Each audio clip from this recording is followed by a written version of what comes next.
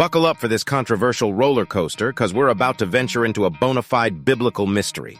Nobody knows for sure how these three legends pulled off the ultimate escape from death's icy grip.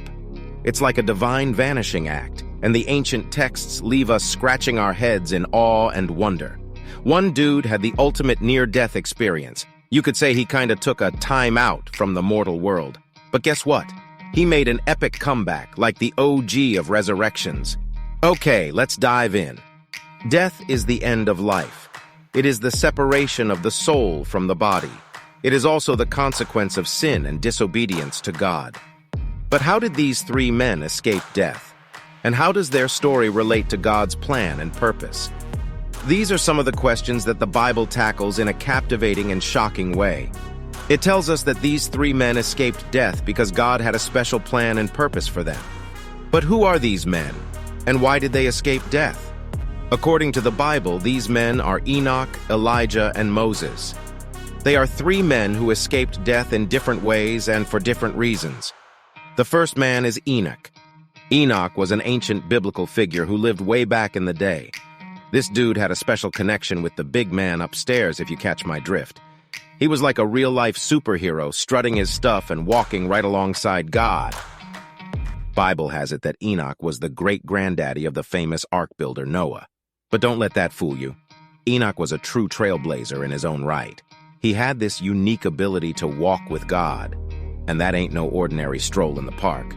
You see, Enoch had such a strong bond with the man upstairs that one day, poof, he disappeared without a trace. Gone like a puff of smoke, vanished into thin air.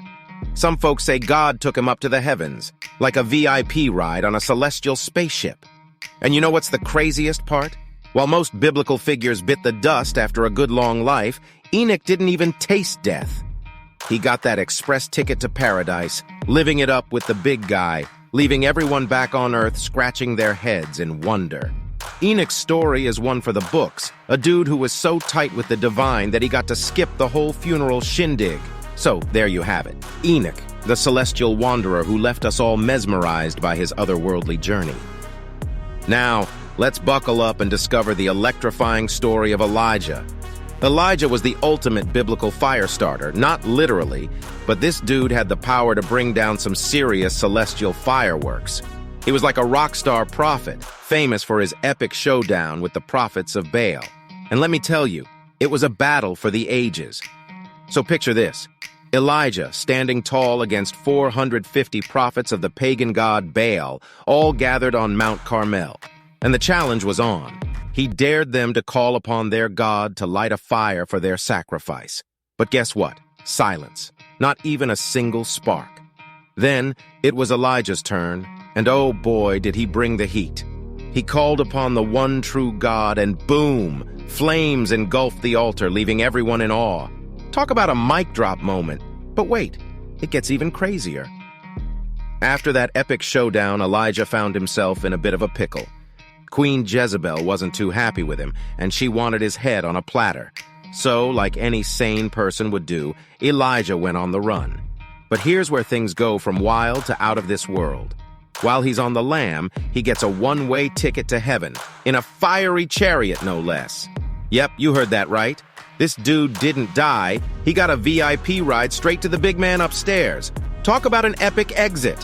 Elijah's story is like a biblical action movie, with twists and turns that keep you on the edge of your seat. From fire battles to sky-high chariots, this prophet was a real-life superhero.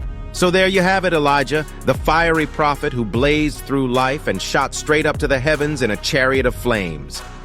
And here is the epic saga of Moses, the biblical legend with the ultimate near-death experience and a jaw-dropping comeback that defies all odds. Moses, let me tell you, he was the OG prophet of the Bible, the man with the plan to free his people from the clutches of slavery in Egypt. This dude had the 10 Commandments on speed dial and was tight with the man upstairs like no other. But here's where things get mind-blowing. Picture this. Moses, after leading the Israelites through the Red Sea like a boss, was chilling up on Mount Sinai, having a heart-to-heart with God. He was getting the divine 411 on some epic stuff, but all of a sudden he's like, BRB guys, be right back. That's right. Moses went on a divine timeout, like he took a breather from the mortal world. Some say he passed away, but it was a hush-hush operation. Nobody knew where he was buried. It's like a heavenly vanishing act. But hold on to your seats, fam, because here comes the plot twist of the millennium. Fast forward thousands of years, and guess who shows up like he's been on vacation the whole time? Moses, that's who. On the Mount of Transformation alongside Elijah, like no biggie. Can you believe it? Moses comes back from the beyond like, hey, what did I miss? It's like he took a celestial pit stop and returned to drop some divine knowledge on the disciples. Talk about an unforgettable comeback.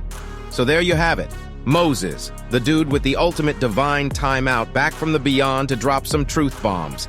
He lived, died, and then lived again. All right, let's wrap this up with the same fiery tone. So there you have it, fam. The jaw-dropping stories of these three biblical daredevils defying death like true celestial rock stars. Enoch, the mystery man with an otherworldly connection, got the VIP treatment from the man upstairs, leaving scholars scratching their heads. And those Nephilim, oh boy, that's a whole other can of celestial worms. The man upstairs must have had some serious plans for Enoch to witness all that weird stuff. But you know what, fam? We're not backing down from the truth. We're diving headfirst into the uncharted waters of these biblical mysteries. And hey, if you want more mind-bending, Nephilim-loaded content, you better check out my video on all those weird things nobody else talks about. It's gonna blow your mind. Oh, and don't forget, you can snag your very own copy of Enoch's Revelations for free on Amazon today. I'll drop the link right below this video. Trust me, you won't want to miss this divine download. So keep it cool, my fellow truth seekers, as you dive into the rabbit hole of Nephilim stuff.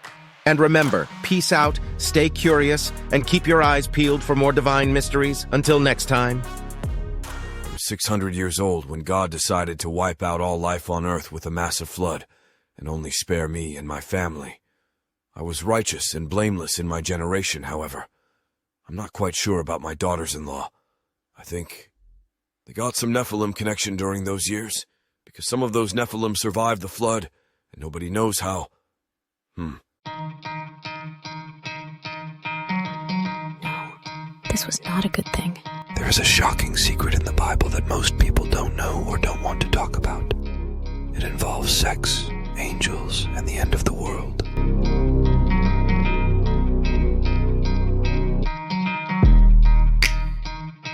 Enoch, my friend, tells the whole story of how this all happened. If you want to hear from an original source, check out this video.